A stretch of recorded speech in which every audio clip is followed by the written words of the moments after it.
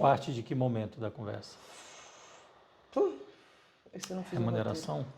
Não, eu acho o seguinte, eu vou fazer a introdução falando, olha, então, como a gente combinou como a gente combinou na última vez, que você disse, que eu disse, você não deixou, que eu não deixei entrar um case.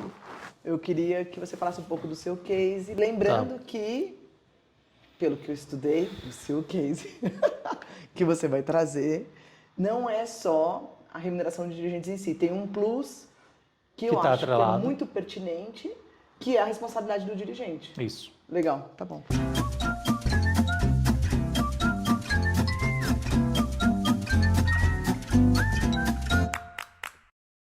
Eu sou Ana Carolina Carrenho, a gente está aqui no Terceiro Setor no Divã e eu espero que você esteja gostando. A gente já está, acho que agora no terceiro episódio, não me lembro, mas até porque a gente conversa bastante. Mas a gente vai continuar um pouquinho hoje daquilo que a gente estava falando na semana passada, da remuneração de dirigentes, mas antes de qualquer coisa, Josenir. Sou Josenir Teixeira, advogado há alguns anos no terceiro setor e na saúde, junto com a Ana. A gente também já se conhece há uns 20 anos, talvez. Estivemos juntos desde a criação da Comissão de Direito e Terceiro Setor da OAB São Paulo, que foi em 2004. É verdade. Faz 20 anos agora em novembro. Tá aí uma coisa para celebrar? Tá aí uma coisa para celebrar. 20 anos, uma data redonda, bonita. Verdade. Muito bem, vamos falar sobre... Bom, não foi boa a minha palma, depois você corta. Bom, a gente vai falar hoje, na verdade, você que da última vez falou que eu não deixei você falar. É verdade. Né? Então a gente vai falar aqui hoje sobre remuneração de dirigentes, mas o que eu acho que é muito interessante e que é um plus da nossa conversa hoje é a responsabilidade do dirigente. Porque o case que o Josenir está trazendo, que é um case muito prático, ele tem não só o viés ou a vertente da remuneração, porque esse é um ponto que também foi trazido em toda a celeuma, mas principalmente a questão, bom, também um aspecto interessante é a questão da responsabilidade do dirigente, que a gente sempre recebe perguntas, sempre tem dúvida. Um dirigente, antes de assinar um estatuto, ou mesmo alguém que vai participar do Conselho Fiscal, nos contrata para a gente fazer uma due diligence em alguma organização, tentando entender se a organização é séria, se a organização tem algum tipo de passivo. Então a gente queria falar um pouquinho sobre essas também limitações da responsabilidade do dirigente. Então, pessoa jurídica da organização e onde que entra depois, ou eventualmente a pessoa física. Por isso que eu acho que o seu case é tão interessante. São dois assuntos bem bons que realmente merecem um divã. Remuneração de dirigente, que a gente já vem falando nos outros episódios, e responsabilidade do dirigente. Eu tenho um case, eu tenho um cliente que ele já está talvez há uns 5 anos numa luta para tentar se defender de uma acusação meio sem pé nem cabeça feita pela Receita Federal. Ou seja, foi para o judiciário? Ainda não, tá. Mas provavelmente irá em algum momento, porque alguns princípios estão sendo infringidos pela Receita Federal no tratamento desse processo administrativo todo. Mas a gente ainda está em fase de processo administrativo. O que aconteceu? Um fiscal da Receita Federal foi até uma ONG e começou a fiscalizar os livros, etc., porque ela é detentora de SEBAS e toda entidade que tem SEBAS está na mira da Receita.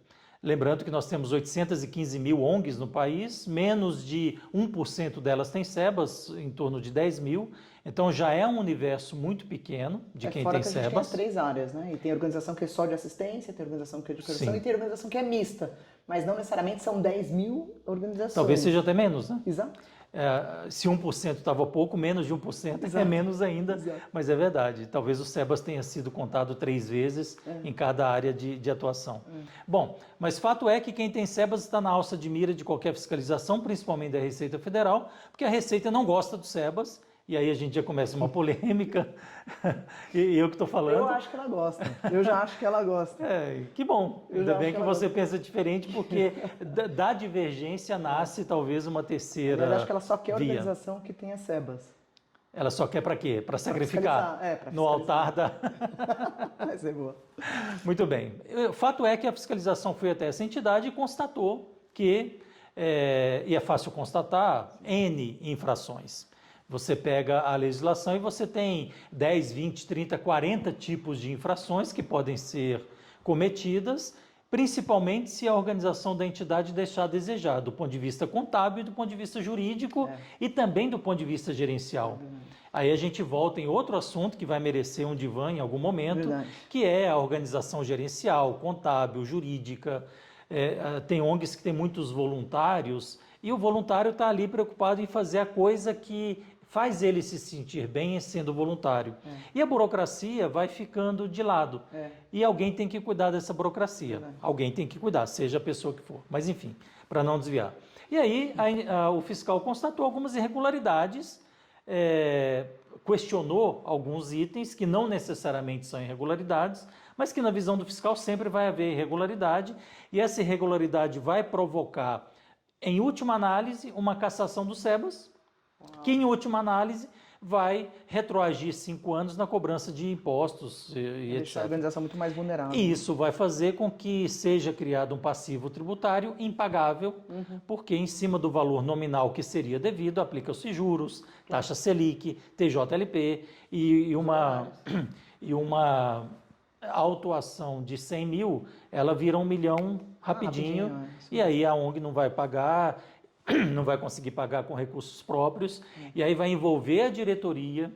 A gente entra no item que você falou da responsabilidade jurídica do dirigente da ONG, que é da diretoria enquanto órgão colegiado, que é representada pelo presidente na ponta. Há uma discussão a respeito disso, e eu não sei exatamente o que você pensa, da responsabilização do presidente ou da diretoria enquanto órgão colegiado. Sim. Porque muita gente acha que como o presidente que está à frente, que assina, que faz e acontece, só ele seria responsabilizado, quando na verdade a diretoria inteira, enquanto órgão colegiado, tem as mesmas responsabilidades que o presidente. Mas aí vai depender de como vai ser construída essa governança, né? Aí volta para o estatuto, que a gente sempre bate na tecla do risco de se copiar um estatuto do Google. Né? Mas na construção da governança, dependendo do que foi escrito no estatuto, com o auxílio de um profissional capacitado e especialista e que conheça o terceiro setor, talvez isso possa ser minimizado ou mitigado, que é uma palavra técnica que todo advogado gosta de usar, mitigado.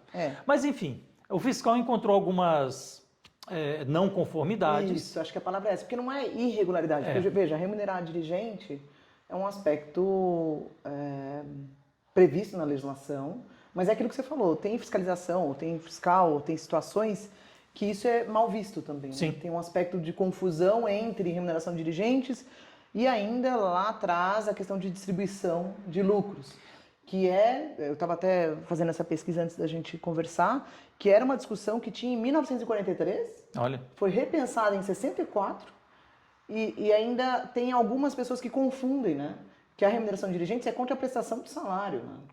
E a questão da distribuição, que enfim, é uma outra lógica contábil, inclusive. Isso é fruto de um tabu, né? É verdade. De um tabu e de um histórico cultural, porque alguém em algum momento pôs na cabeça que não pode remunerar dirigente de ONG. Esse karma foi sendo dito e redito ao longo do tempo e em algum momento as pessoas todas entenderam que não pode remunerar, quando na verdade sempre pôde. É um decreto-lei de 1943. As leis concessivas de títulos que foram restringindo ao longo do tempo, e isso foi confirmando uma cultura que se tinha, e agora, de alguns anos para cá, a gente está trilhando um caminho inverso, que as próprias leis que antes restringiam, agora estão deixando de restringir, e ao contrário, permitindo que se remunere diretoria sem prejuízo da manutenção do SEBAS, principalmente. A redação é bem ruim, né? Porque a redação começa no negativo, Exatamente. Não pode, mas pode, né? Então é meio esquisito também. Realmente, a redação, você levantou um ponto interessante, ela é muito... Não pode, eu brinco, é igual o Código de Ética Médica. Código de Ética Médica, todos os artigos praticamente começam com "é vedado". E aí, e é um código voltado para vedações. Nossa. Que tudo bem, talvez não devesse existir um código de facilitações, mas enfim. Os fiscais, então, encontraram não conformidades e emitiram a informação fiscal e responsabilizaram não só a diretoria estatutária, presidente, vice-secretário e tesoureiro, mas também dirigentes que não eram estatutários e nem eram dirigentes do ponto de vista de cargo. Ué, Eles eram chamados de dirigentes, entendi. diretor disso, diretor daquilo, Entendi. mas este cargo não estava descrito no estatuto, então ele não era estatutário, e também era um cargo que não estava descrito no plano dos salários. E no regimento interno? Também não tinha regimento interno. Então, as pessoas internamente se chamavam como diretor jurídico, diretor comercial, Era um diretor de fato, social. mas não era um diretor de direito. Não era de direito. Tá. Mas o fiscal entendeu, aplicando-se algo que é muito complicado na prática, que é a teoria da aparência. É verdade. A teoria da aparência, como o próprio nome diz, sugere que se algo aparenta ser o que não necessariamente é, é. É verdade. E aí, a teoria da aparência é um buraco sem fundo, porque Vai depender de quem olha. vai depender de quem interpreta. E aí o subjetivismo, que em direito ele é muito odioso, digamos assim, porque o subjetivismo permite que qualquer um faça qualquer conceito ou qualquer juízo de valor sobre qualquer coisa. É verdade. E aí esse fiscal fez esse juízo de valor e arrolou, como devedor solidário, 14 pessoas, sendo que 5 eram da diretoria estatutária e as outras 8 e 4, 12, 14. A gente é de humano. E as outras que não tinham cargo estatutário e que só tinham procuração gerencial Ok. e o advogado procuração adjudícia, Sim. fossem arrolados como devedor solidários de uma dívida que hoje está perto mais de R$ 1 bilhão se aplicando. Então você quer dizer que aquele gerente, vamos dizer, aquele gerente que recebeu uma procuração, um gerente contábil, por exemplo, onde na área, um controller, por exemplo, Sim, que recebeu uma procuração para fazer as transações do dia a dia, ele foi responsabilizado na pessoa física? sim. Nossa, mas aí... Mas aí, É mas aí ele complicado. foi. Entendi. E aí, as 14 pessoas têm que se defender, têm que contratar advogado, têm que passar pelo desgaste emocional que um processo em que se cobram valores absurdos causa. E isso já tem 5 anos e a gente ainda nem chegou na decisão de primeira instância administrativa, porque ainda vai para o CARF a depender do que acontecer. Não basta ser honesto, né? Você tem que Mostrar que ter a é, provar que aparência é. também. Então, sim. E um dos itens que levaram o meu cliente a ser arrolado como devedor solidário é uma mistura do que a gente falou no início, porque a remuneração dele era alta, se comparada com o mercado, alta se comparada com o mercado geral, mas adequada se comparado com ONGs do mesmo nível, com o mesmo tipo de faturamento. E o fiscal encucou com aquela alta remuneração e disse que aquilo era um desvio indireto de dinheiro da entidade que estava sendo tragado, ou dragado, tragado, pelas notas fiscais emitidas por aquela pessoa. Mas aí você acha que, e aí te perguntando na prática mesmo do case, ele trouxe a leitura de teto do salário? Como está na legislação do SERA? Ele, até porque, se eu não me engano, ainda não existia na época a legislação que autorizava ou que prevê o limite, que limitava a 70% do salário do... 2015, né? Era a 12868. Não me lembro desse detalhe. Ele não trouxe isso, vamos dizer. Ele trouxe comparações para mostrar que o salário era alto, se apurado de acordo com o mercado, mas quem é mais antigo vai lembrar, na nossa época a gente via a evolução salarial pelo Estadão de domingo, que trazia uma relação de salários mínimo, máximo e médio. Sim. Não existe mais o Estadão, essa tabela, mas ele buscou em algumas fontes que contêm salários de mercado e fez uma aproximação, fez uma comparação pura e simples com fontes que não são oficiais e identificou que o salário era alto. E entendeu que em algum momento isso significaria até, e aí vem a dificuldade, a distribuição indireta de patrimônio, o que feriria o artigo 14 do CTN. Resumo, esse diretor informal foi arrolado como devedor solidário, discute-se distribuição indireta de patrimônio por conta do alto valor da remuneração que ele tinha. Entendi. E a teoria da aparência, na qual o fiscal sustenta, quer fazer que ele seja reconhecido como dirigente e aí a responsabilidade solidária a ele se aplicaria. Nossa, que exercício, né? Pois é. Porque é uma ginástica que você tem que fazer. Exatamente. Porque você vai pegar um gerente ou um diretor, sei lá, pode ser de qualquer área, inclusive, Sim. comunicação, ou a área de controladoria, ou enfim, e você vai tornar aquele cargo, que a princípio tem uma definição de competência e de atribuição, mesmo que não seja num regimento, mas tem de forma factual. Então, o seu canto é esse aqui, a sua atribuição é essa, você foi contratado para isso. E aí, a minha outra pergunta, agora que eu estou pensando nisso que você está falando, então, essas pessoas que eram contratadas como diretores e que a fiscalização está interpretando como se fossem dirigentes, ou seja, atuam na gestão executiva, que eu já nem acho que é isso, que eles estavam exercendo, mas essa é a interpretação que o fisco está dando. A contratação deles era a contratação CLT, era a contratação PJ? PJ. Ah, PJ. PJ. O que na prática hoje, se você for pensar, como o STF validou todo tipo de contratação ou todo tipo de terceirização, inclusive da atividade fim, é legal. Você pode até trazer, é claro que a lei não retroage, mas você pode trazer um entendimento para isso. Eu tenho uma interpretação um pouco mais restritiva por causa daquilo que a legislação menciona especificamente, que foi o que a gente falou naquela outra vez.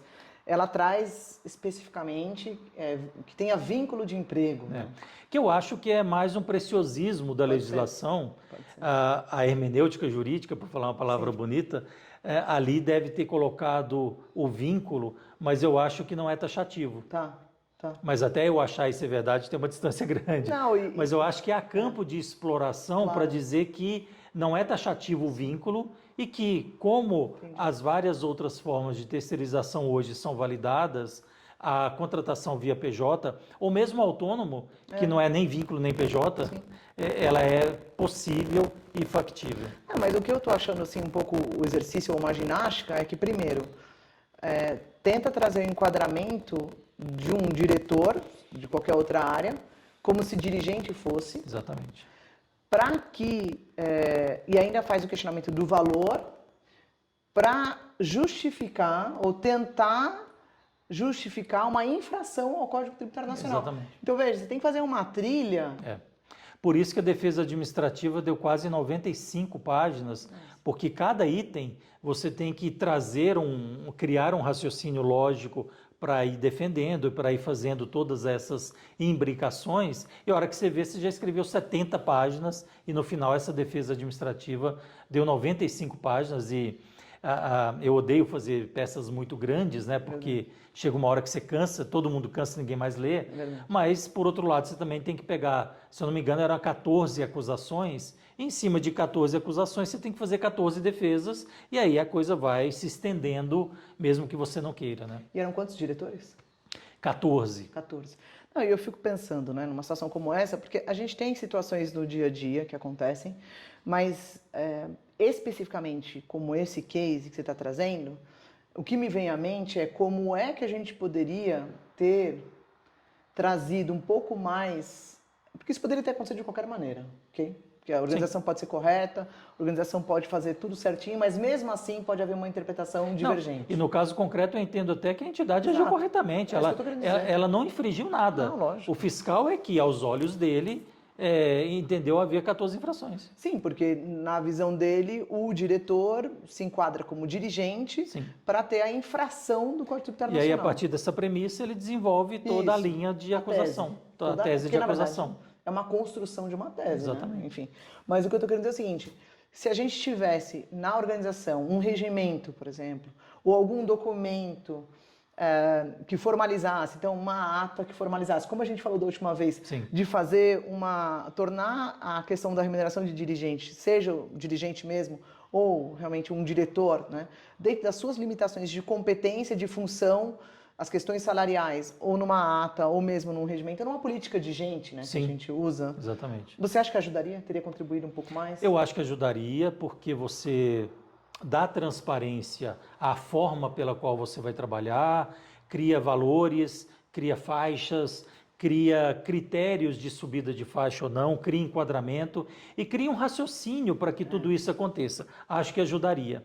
Mas, por outro lado, a gente tem cliente também que tem isso, que a gente ajudou a construir tudo isso E vem o fiscal e mesmo assim entende que aquilo não vale nada e partindo da premissa que ele vem de que há algo errado, ele desconstrói aqueles documentos e faz a autuação fiscal.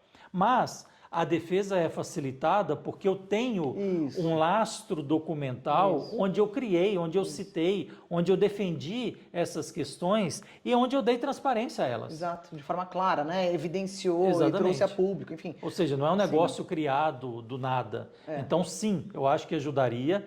E a depender do fiscal que encontrar uma documentação interessante, ele talvez tenha mais dificuldade para elaborar a autuação, ou talvez tenha mais dificuldade para robustecer a sua tese e, a depender da construção documental, ele até pode se convencer que não há infração. Exato, exato. Por isso que eu acho que essa construção, primeiro, da remuneração de dirigentes, ela não vem só da possibilidade, ou seja, da organização ter condição financeira para remunerar. Porque esse é o primeiro passo, tem que saber se tem recurso para isso. Senão, né? Não vai usar recurso público para remunerar dirigente, porque isso não é possível. Né? Isso é um desvirtuamento, isso realmente é uma irregularidade. Mas, primeiro, a organização tem que ter recurso próprio para remunerar dirigente. Segundo, ela tem que pensar em relação ao planejamento dessa remuneração. Eu acho que todos os diretores, quando a gente fala numa diretoria estatutária, precisam estar cientes das responsabilidades em relação à pessoa jurídica e cientes em relação à responsabilidade da pessoa física, mesmo que o estatuto diga que ele não é responsável solidário. Sim.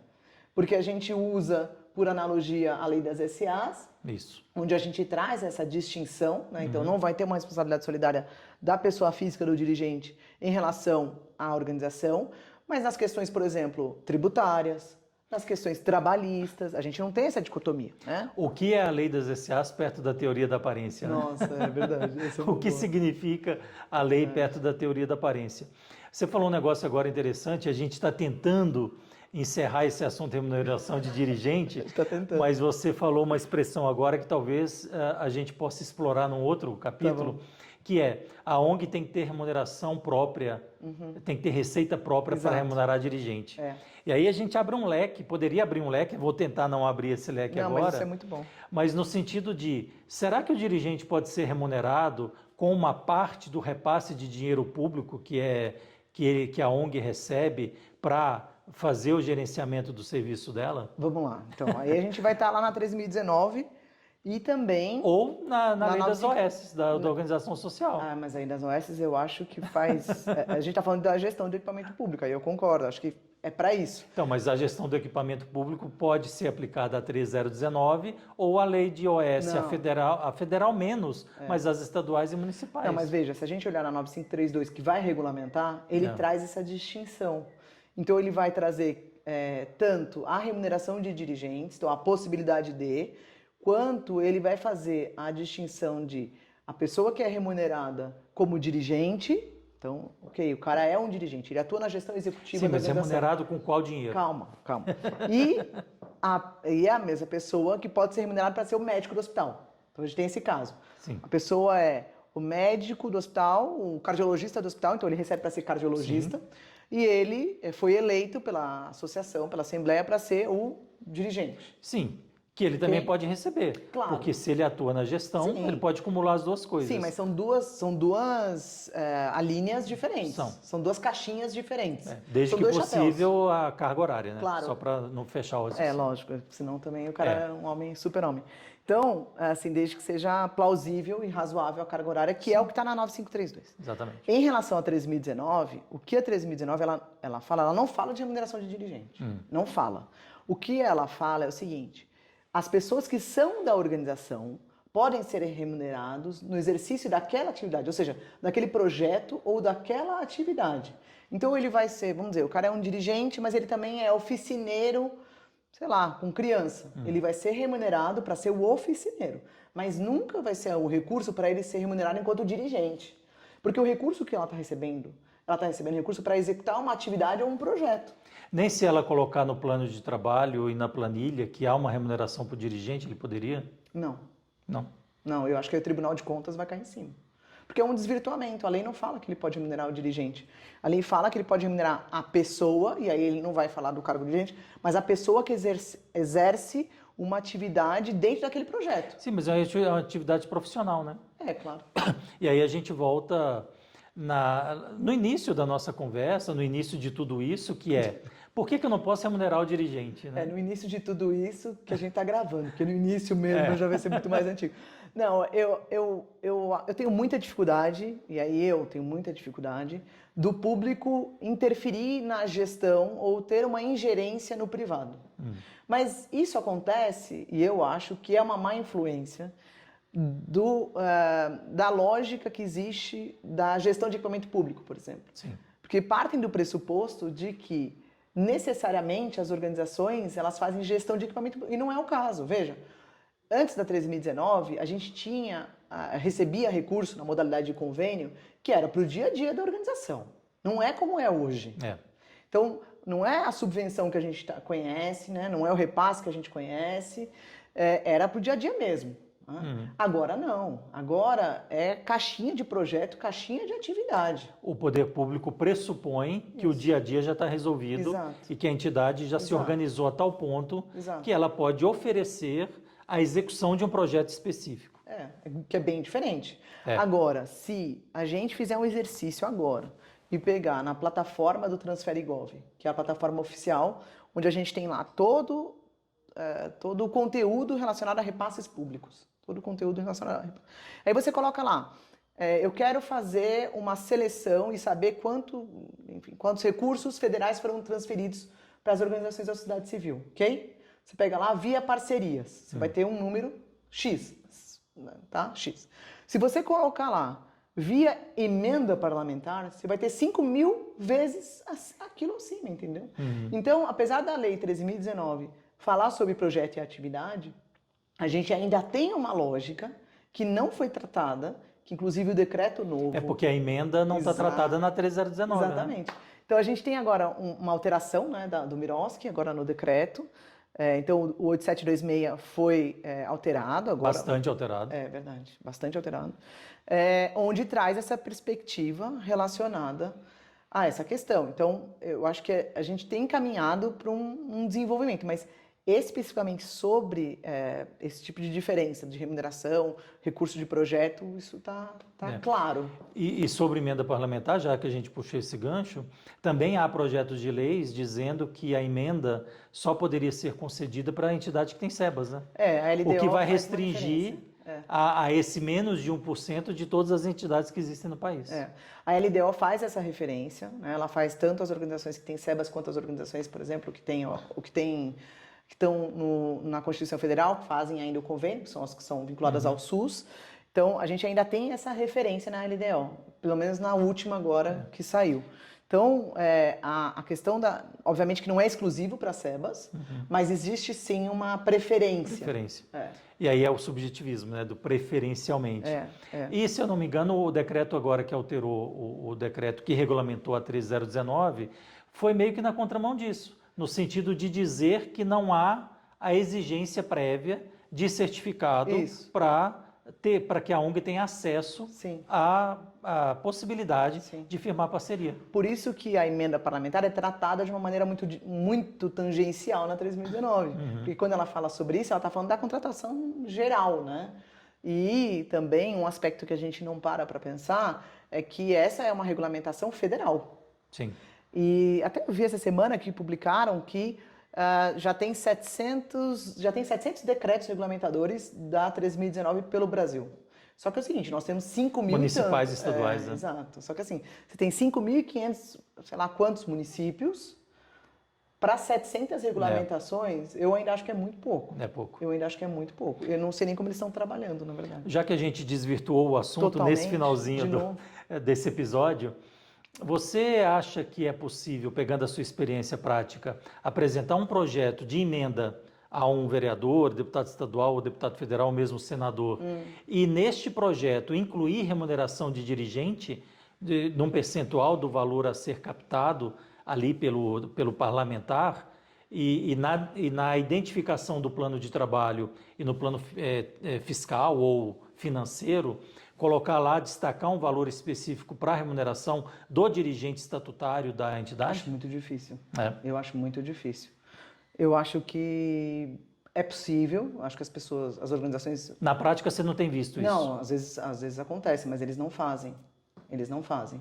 Então, por exemplo, a gente tem... Mas aí, se ele recebe o dinheiro e ele está discriminado, ele teria que devolver esse dinheiro ou ele gasta em outra rubrica? Não, ele nem recebe. Ah, nem a organização nem recebe. Então, por exemplo, a gente tem lá alguns pressupostos para receber emenda parlamentar. E quando eu mando o orçamento, eu já mando ele todo relacionado. Então, se você manda com essa linha, você nem recebe, ele já glosa. Fala, olha, RH, por exemplo, já é um aspecto que, para algumas emendas parlamentares, nem entram. Então, por isso que também, nesse sentido, não É por isso que a gente não consegue acabar o assunto, porque a remuneração de dirigente é permitida e você acabou de dizer que uma atividade que é bastante utilizada hoje em dia pelas ONGs, que é procurar um parlamentar para receber emenda, não permite a remuneração dirigente. Não, a organização tem que ter... Ana, você não está ajudando. A gente tem que acabar esse assunto, Ana. Mas veja, olha, para a organização remunerar a dirigente, ela tem que entender que ela vai estar remunerando alguém a longo prazo. Igual contratar um profissional. Então, assim, como é que eu vou usar um recurso público? Eu não acho que isso faz sentido. Eu acho que a organização precisa buscar essa autonomia, entendeu? Que volta naquela história que você falou de receita própria. Exato. E não receita proveniente de um repasse público. E aí você está me lembrando de um outro problema que a gente vai ter que abrir outro episódio. Pois é. A gente vai poder falar no próximo, que é o seguinte: qual é o grau e qual é o nível de dependência das organizações, em geral, de recurso público? Porque a gente sabe que não é a maioria. Não é a maioria das organizações. Não, calma. Até porque a maioria de 800 mil é uma maioria grande. Então, assim, não é a maioria das organizações que recebe recurso público, mas aquelas que recebem recurso público, no seu cômputo de receita, é a maior receita delas o recurso público. Às vezes 100%. Às vezes 100%, exato. E aí? E aí que a gente vai entrar sobre isso. Como é que eu remunero o dirigente de uma ONG que tem 100% de receita pública? Pois é, não vai ter uma opção fácil. A gente vai ter que chamar um advogado especialista na área do terceiro setor. Não, a gente vai ter que nos ajudar. A gente vai ter que colocar no final aqui todos os modelos. A gente vai colocar link para todos os modelos para as organizações usarem. Você que está assistindo a gente não sabe, mas a gente tem alguém que manda aqui na gente. E esse alguém está dizendo que a gente precisa terminar esse episódio. É verdade. Ana, faça as vezes do encerramento do episódio.